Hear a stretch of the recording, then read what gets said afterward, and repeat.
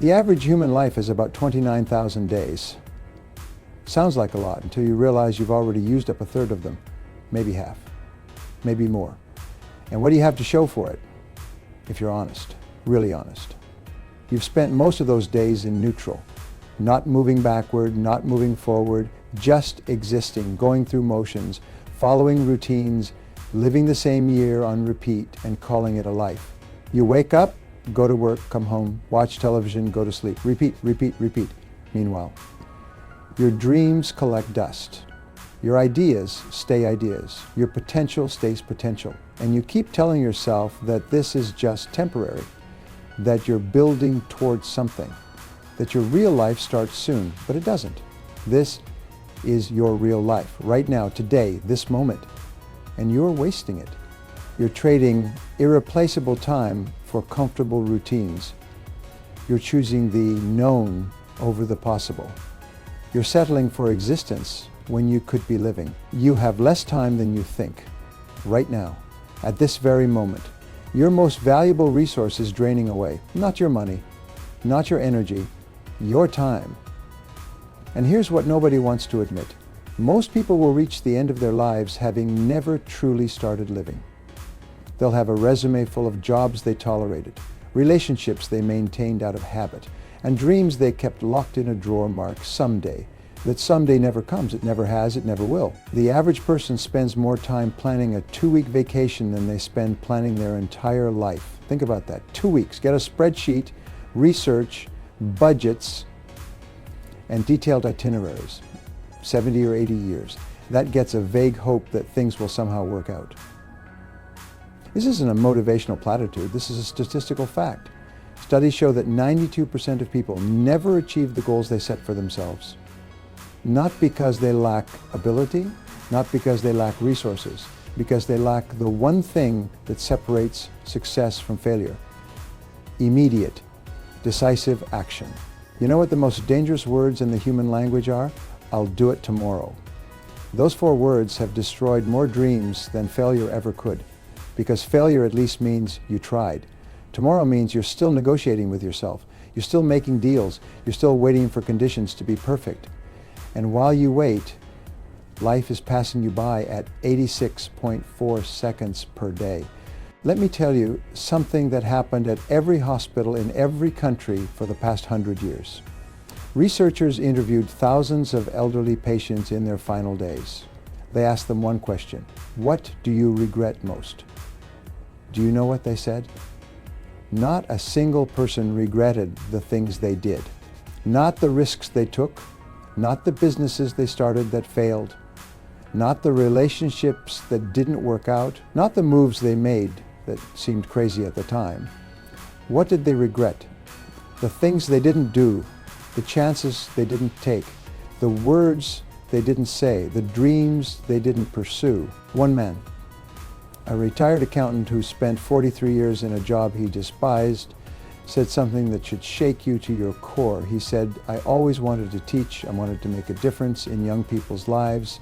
I had the opportunity when I was 28. A school offered me a position. The pay was less. I told myself I'd do it later, after I saved more money. I'm 79 now. I never did it. I wasted 50 years waiting for the right time. 50 years gone because of tomorrow." Here's what you need to understand about human psychology. Your brain is wired for survival, not success. It's designed to keep you safe, comfortable, and alive. Not happy, not fulfilled, not extraordinary, just alive. So every time you think about doing something that scares you, something that challenges you, something that could change your life, your brain hits the alarm. It tells you to wait, to gather more information, to be more prepared, to minimize risk. And that's your survival mechanism talking. And if you listen to it, you'll survive, but you won't live. The mathematics of life are brutal and non-negotiable. If you're 30 years old, you have roughly 17.52 days left if you live to average life expectancy. Sounds like a lot, doesn't it? Let's break that down. You'll sleep for approximately 5.84 of those days. You'll work for about 3.65 days. You'll spend roughly 1.825 days on routine activities, eating, commuting. maintaining your household. That leaves you with 6.205 days, less than 17 years of actual discretionary time for the next 48 years of your life. And you're spending those days watching television, scrolling through social media, and telling yourself you'll start tomorrow. If you're 40, you have even less if you're 50. The window is closing fast, and if you're 20 and you think you have all the time in the world, you're making the most dangerous assumption of your life, because time is the one thing you can't earn back. You can make more money, you can build new relationships, you can learn new skills, but you cannot manufacture more time. Every single day you delay is a day you'll never get back. Think about what you wanted to do 5 years ago. Did you do it? Or did you tell yourself you'd start when you had more money, more time, more experience, more confidence? And here you are 5 years later, still waiting, still preparing, still planning, still postponing. How many more 5-year blocks are you going to waste? The truth is, there is no perfect time. There never will be. You will never have all the information. You will never feel completely ready. You will never eliminate all the risk. The conditions you're waiting for don't exist. They're a fantasy you've created to justify inaction. And every day you wait for them, you're choosing comfort over growth, you're choosing safety over significance, you're choosing existence over life. But here's what changes everything. The moment you accept that today is all you have, something shifts. When you stop negotiating with yourself about when you'll start, when you stop making elaborate plans for some fictional future version of yourself, when you stop waiting for permission or perfect conditions, you become dangerous, not to others, to mediocrity, to settling, to the ordinary life that most people accept as inevitable. Action is not something you take when you feel like it. It's not something you do when inspiration strikes. It's not something you wait to feel ready for. Action is a decision, a conscious choice to move forward despite fear, despite uncertainty, despite imperfect conditions. And that decision needs to happen now, not tomorrow, not next week, not after you finish this one last thing. Now, because the gap between who you are and who you could be isn't crossed with intent. It's crossed with action. And action that doesn't happen today is just another broken promise to yourself. So why don't people act? If the answer is so simple, if the solution is just to start moving, why do millions of people stay frozen in the same place year after year? Because fear is a master of disguise. It doesn't show up wearing a mask that says, "I'm fear." It shows up dressed as rationality, as prudence, as careful planning. It whispers things that sound reasonable. You need more experience first. You should save more money. This isn't the right time. You need to think this through. And you believe it because it sounds smart, it sounds responsible, but it's a lie. Fear sells itself as logic. You tell yourself you're being strategic when you're actually being scared. You call it doing your research when what you're really doing is finding reasons not to start. You say you're waiting for the right opportunity when what you mean is you're terrified of failing. And the most insidious part? You don't even realize you're doing it. Your conscious mind genuinely believes you're being sensible. Meanwhile, years pass, opportunities vanish, and you stay exactly where you are, wondering why nothing ever changes. The comfort zone is the most expensive place you'll ever live. It costs you everything you could have been, every day you spend there. You're paying a price. You're paying it in lost potential, in unrealized dreams, in the slow death of possibility. But the payment doesn't feel dramatic. It's not like losing a job or ending a relationship. It's quieter, more subtle. You just wake up one day and realize you're 45 years old doing the exact same thing you were doing at 25. And the person you meant to become is still locked inside you, screaming to get out. I know a man named Richard for 15 years. He worked as a middle manager at a manufacturing company every single day for 15 years. He drove past an empty storefront on his way to work, and every single day he had the same thought. That would be a perfect location for a coffee shop. He had the whole concept planned in his mind. He knew exactly how it would look. He knew the menu.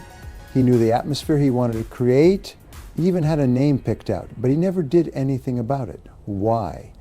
because he had a mortgage, because he had 2 kids in school, because his job was secure, because starting a business was risky, because he didn't have restaurant experience, because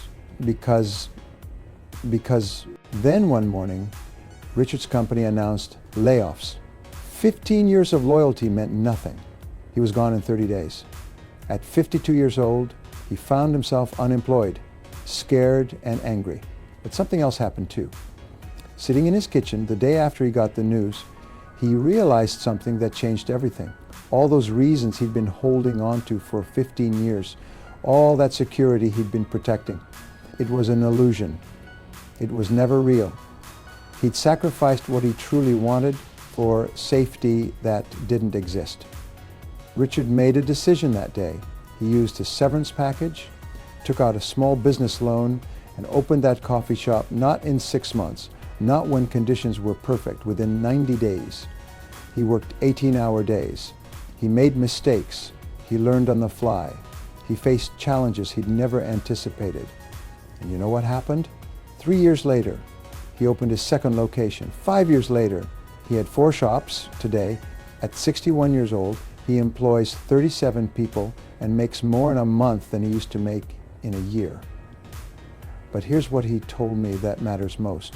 I don't regret the business success. I regret the 15 years I wasted being afraid. 15 years I could have been building this.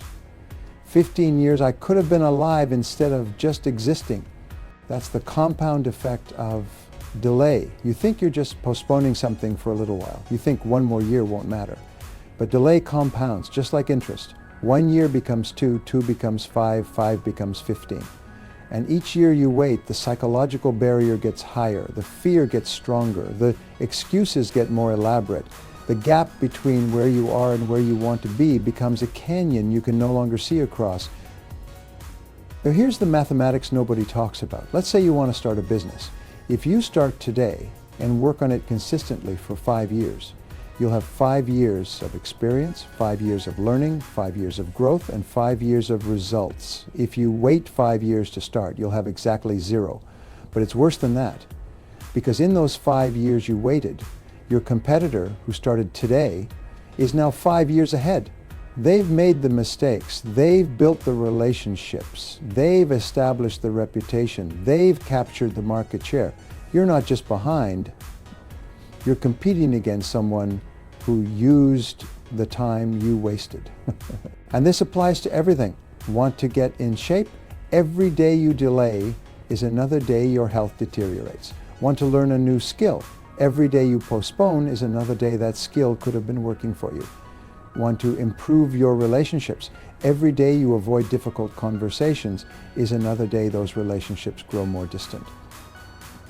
Time doesn't pause while you decide. Life doesn't wait for you to feel ready. The world keeps moving, and every moment you're standing still, you're actually falling behind. The worst part about inaction isn't what it costs you externally, it's what it does to you internally. Every time you tell yourself you're going to do something and then you don't do it, you break a promise to yourself. And when you break enough promises to yourself, you stop believing yourself. You lose trust in your own word. You start seeing yourself as someone who talks but doesn't act, someone who dreams but doesn't execute, someone who intends but doesn't deliver. That self-pimue becomes a prison, because if you don't believe you're capable of following through, why would you even try? This is the real paralysis, not external circumstances, not lack of resources, not bad timing. You, your own mind, your own fears dressed up as rational thought, your own comfort zone masquerading as wisdom. And until you recognize it for what it is, until you call it by its real name, you'll stay stuck. You'll keep making plans you never execute. You'll keep setting goals you never achieve.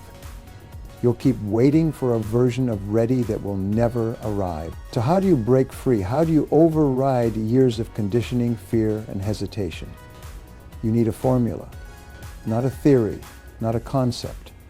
A practical, repeatable system that forces action before your brain can talk you out of it. Because here's what I've learned after 40 years of studying success.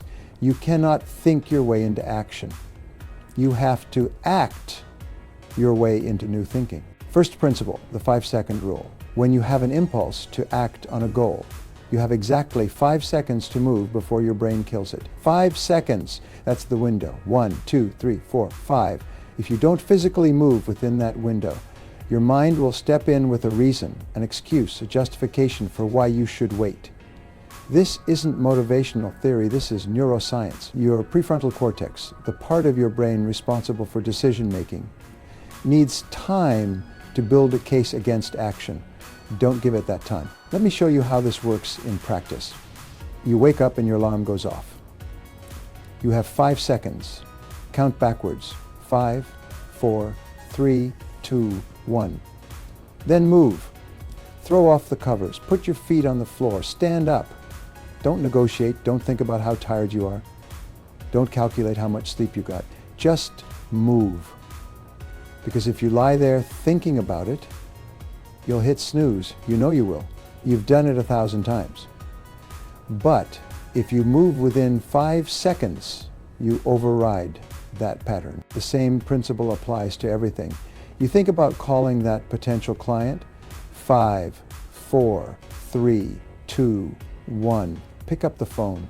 You think about going to the gym. 5, 4, 3, 2, 1. Put on your shoes. You have an idea for your business? 5, 4, 3, 2, 1.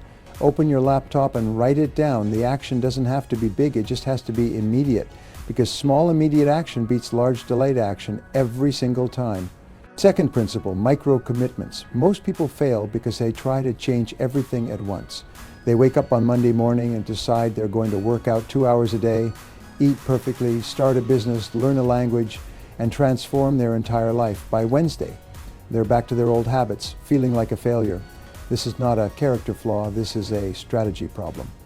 You need to start smaller than your brain thinks is worth starting.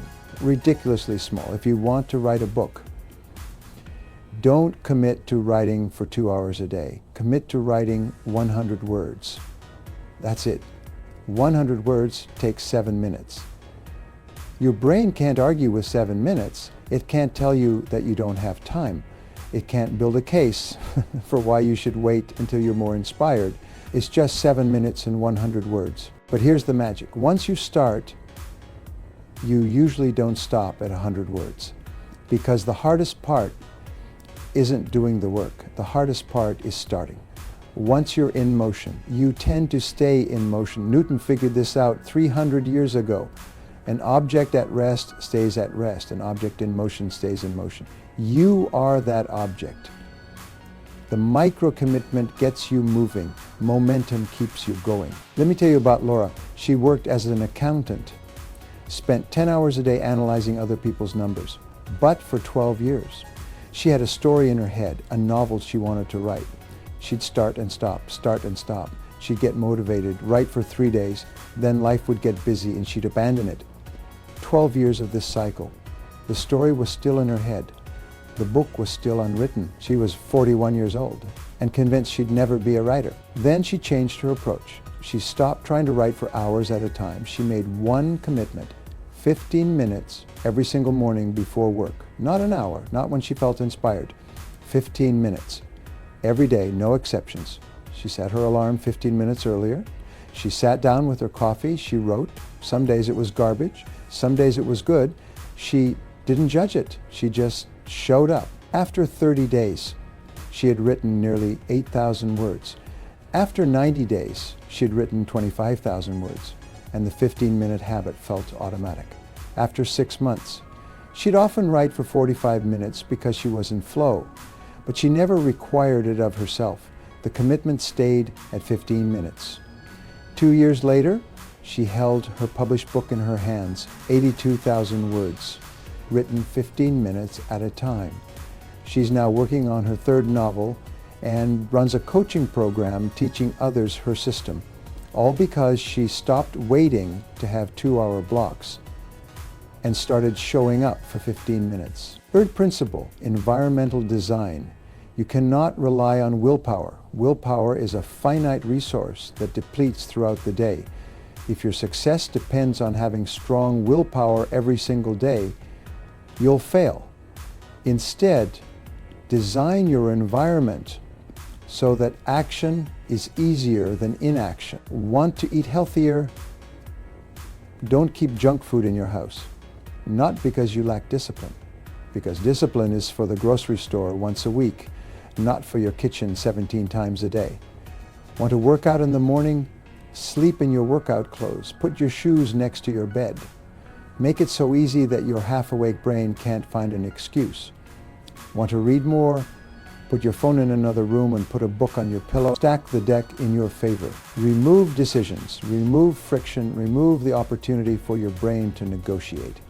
Every decision you have to make is an opportunity to choose the easy path. So eliminate the decisions. Make the right choice automatic. Make the hard thing the default. Make action the path of least resistance. This isn't about tricks. This is about understanding how humans actually function. You have approximately 20,000 decisions to make every day. You cannot win 20,000 battles of willpower. But you can design your life so you only have to win 5. Set up systems, build routines, create structures that carry you forward even when motivation is gone. Because motivation is temporary, systems are permanent.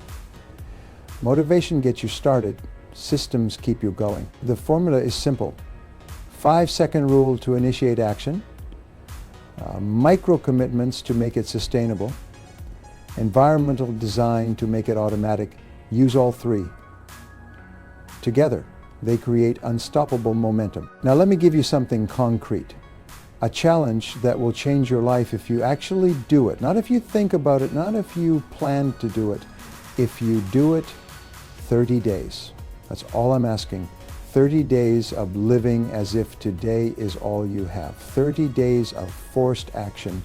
30 days of no excuses, no delays, no tomorrows. Here's the protocol. Every single morning, before you check your phone, before you check email, before you do anything else, you write down 3 actions that would move your most important goal forward. Not someday goals, not nice to have goals. The one goal that if you achieved it would fundamentally change your life. 3 specific actions, not vague intentions, actions with verbs. Call this person, write these 500 words, research these 3 options, send this proposal, schedule this meeting. 3 actions every morning. Then, before noon, you complete at least one of them. Not all 3 if that's not realistic, just one, but you complete it before noon. No exceptions, no negotiations, no excuses about being busy or tired or not feeling ready. One action completed before lunch. Do this for 30 days and you will have completed at minimum 30 significant actions toward your biggest goal. 30 actions most people take 30 months to complete, if they ever complete them at all. But here's what actually happens. Once you complete one action, you'll often complete 2, sometimes all 3. Because you've built momentum, you've proven to yourself that you can do it, you've broken the pattern of delay, and each day you follow through, you strengthen your identity as someone who acts, someone who executes, someone who does what they say they'll do. That identity shift is worth more than the actions themselves. At the end of each day, spend 5 minutes reviewing. Ask yourself 3 questions. What did I accomplish? What did I learn? What will I do tomorrow? Write it down, keep a record. Because on day 15, when you're tired and your motivation is gone and you want to quit, you'll look back and see 14 days of completed actions. You'll see proof that you're capable. You'll see evidence that this version of you is real, not just imagined. That record becomes fuel when willpower runs dry. Now let's talk about what happens when you fail, because you will. You'll miss a day, you'll skip an action, you'll break the chain. This is guaranteed, not because you're weak, because you're human. The question isn't whether you'll have setbacks. The question is what you do after them. Most people miss one day and use it as evidence that they can't sustain change. They miss one workout and quit the entire fitness plan. They have one unproductive day and abandon the whole project. This is the critical mistake. Here's the rule. Never miss twice. You miss Monday? Fine. Tuesday's non-negotiable. You skip your morning routine. Okay, but you execute it tomorrow without fail. One missed day is a break. 2 consecutive missed days is a new habit going in the wrong direction. Never miss twice. That's the line. That's the standard. Hold it. Reframe every setback as data. You didn't fail. You ran an experiment and got a result. Now you have information. What got in the way? What can you adjust? What needs to change in your system? Failure isn't the opposite of success. Inaction is the opposite of success. Failure is just part of the process. It's feedback. Use it. Let me tell you about Gregory. He was a vice president at a technology company.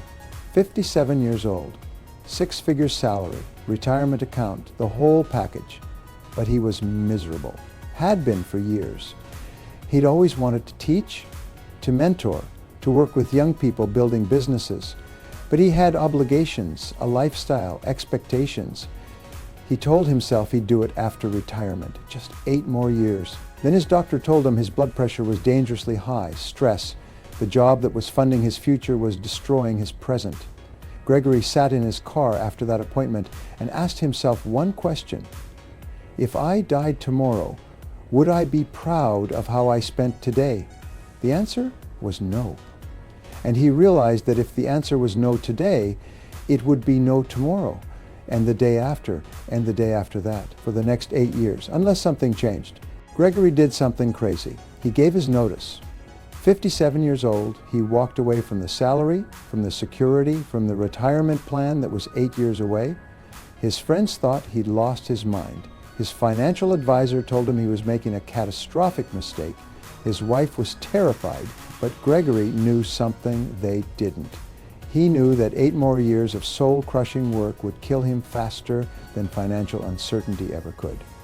Within 60 days, he'd lined up 3 consulting contracts with startups, helping them build their businesses. The money was less, about 40% less, but he woke up energized for the first time in a decade. He worked with founders who valued his experience. He saw his ideas come to life.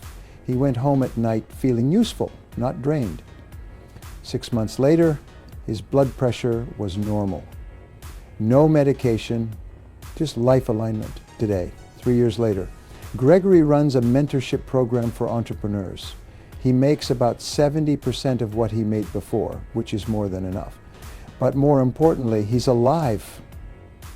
Actually alive, not just existing until retirement, not counting down the days. He's engaged, contributing, growing. And he tells everyone who listen, the 3 years since I made that decision have been worth more than the previous 20 combined. I wasted 2 decades waiting to live. Don't make my mistake. Your legacy starts now. Not tomorrow, not next year, not when you're ready, now. Because the truth is, you're as ready as you'll ever be. You have everything you need to take the first step. Maybe not the 10th step, but the first one. You can do that today, right now, this moment. Here's what I want you to do in the next 60 minutes. Not tomorrow, not after you finish reading, in the next hour. Write down your most important goal, the one that scares you, the one you've been postponing, the one that would change everything. Write it down. Then write down one action, just one, that would move that goal forward. Something specific, something measurable, something you could complete today. Then count backwards from 5. 5, 4, 3, 2, 1. And take that action right now, because here's the final truth. Nobody is coming to save you. No perfect moment is coming. No magical burst of confidence is arriving. No ideal set of circumstances is forming. It's just you, right now, with this one day, making a choice. Will you act or will you wait? Will you move or will you freeze? Will you live or will you postpone? The person you want to become is on the other side of action. Not thought, not planning, action. Messy, imperfect, scared action. That person is waiting for you to stop preparing and start moving. They've been waiting long enough. Today is the day you meet them. Today is the day you become them. Today is the day you stop living as if you have forever and start living as if today is all you've got. Because it is. Today is all any of us ever has. Use it. Move. Act. Now.